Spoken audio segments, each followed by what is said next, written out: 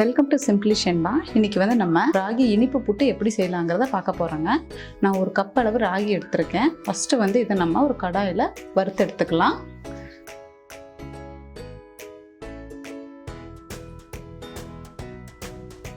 அடுப்பை வந்து எப்போவுமே லோ ஃப்ளேமில் வச்சு வருங்க. மணம் வர அளவுக்கு நம்ம வறுத்தோன்னா போதும்.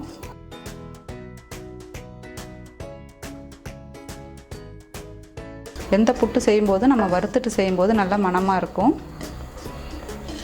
அரிசி புட்டாகட்டும், கோதுமை புட்டாகட்டும்.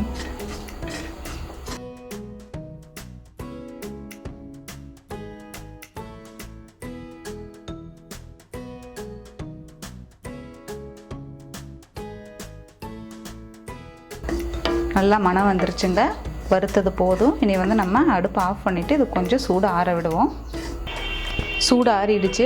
லைட்டாக ஒரு சூடு தாங்க இருக்குது. நான் பாத்திரத்துக்கு மாற்றிட்டேன். இப்போ வந்து நம்ம கொஞ்சமாக உப்பு ஆட் பண்ணிக்கலாம். லைட்டாக ஆட் பண்ணிக்கோங்க போதும். பார்த்திங்கன்னா மாவு வந்து லைட்டாக ஒரு சூடு இருக்குது.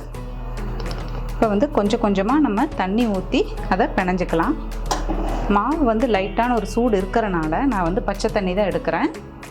இதுவே நீங்கள் மாவு வந்து ஆல்ரெடி வறுத்து வச்சுருக்கீங்கன்னா மாவு வந்து சில்லுன்னு இருக்கும். அப்போ வந்து நம்ம கொஞ்சம் ஒரு வார்ம் வாட்டர் எடுக்கணும். இப்போ வந்து மாவு சூடாக இருக்கிறனால நான் பச்சை தண்ணி தான் எடுக்கிறேன். தண்ணி அப்படியே ஊற்றக்கூடாது. லைட்டாக இப்படி தெளித்து தான் நம்ம பிணையணும்.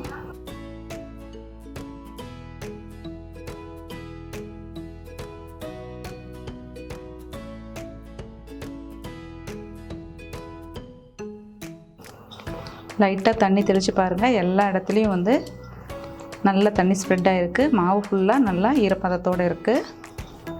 இப்போ வந்து இதை நம்ம ஒரு இட்லி பாத்திரத்தில் மேல் தட்டில் ஆவியில் வேக வச்சு எடுத்துக்கலாம். இட்லி பாத்திரத்தோட மேல் தட்டில் துணி போட்டிருக்காங்க ஈரம் பண்ணி. இப்போ வந்து இதில் ராகி மாவு போட்டுக்கலாம்.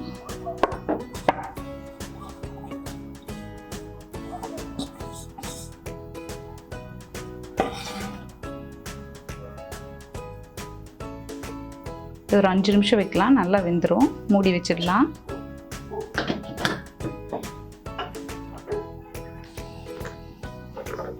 இப்போ நம்ம வச்சு 5 நிமிஷம் ஆச்சுங்க. நல்லா வெந்திருக்கும். நம்ம இப்போ பார்க்கலாம்.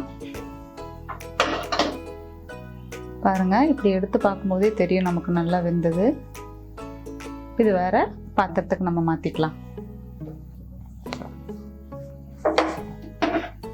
பாருங்கள், நமக்கு நல்லா வெந்தது தெரியும். இப்போ இது கூட வந்து நான் வெல்லத்தை தட்டி வச்சுருக்கேன். இதை ஆட் பண்ணிக்கலாம்.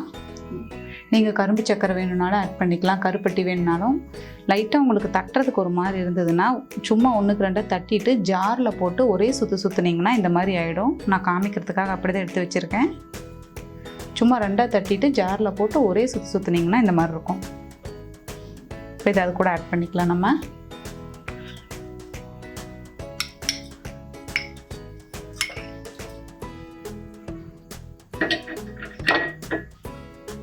தேங்காய்,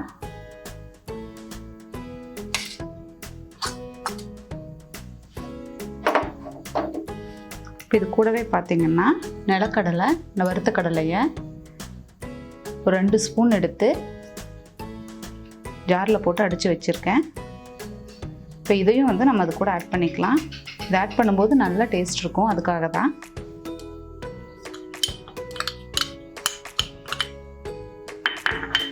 நான் இதில் ஏலக்காய் போடலை. உங்களுக்கு வேணும்னா நீங்கள் ஏலக்காய் பொடியும் ஆட் பண்ணிக்கலாம். இப்போ நல்லா மிக்ஸ் பண்ணி விட்டுக்கலாம்.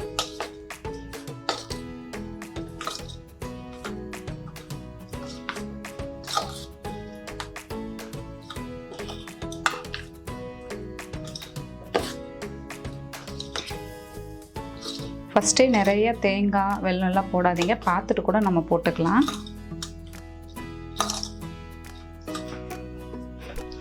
இன்னும் கொஞ்சம் தேங்காய் ஆட் பண்ணுறேன்னா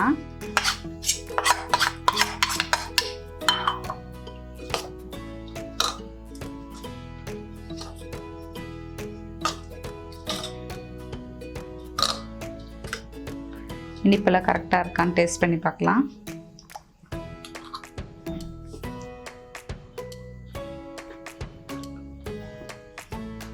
அவ்வளோதாங்க, ராகி இனிப்பு புட்டு ரெடி ஆகிடுச்சு. ரொம்ப ஈஸியாக நம்ம சீக்கிரமாக செஞ்சிடலாம். இதெல்லாம் பார்த்திங்கன்னா ஈவினிங் ஸ்நாக்ஸாக செஞ்சு கொடுக்கலாம் குழந்தைகளுக்கெல்லாம். இதிலெல்லாம் ரொம்ப ஸ்ட்ரென்த்து ஜாஸ்தி.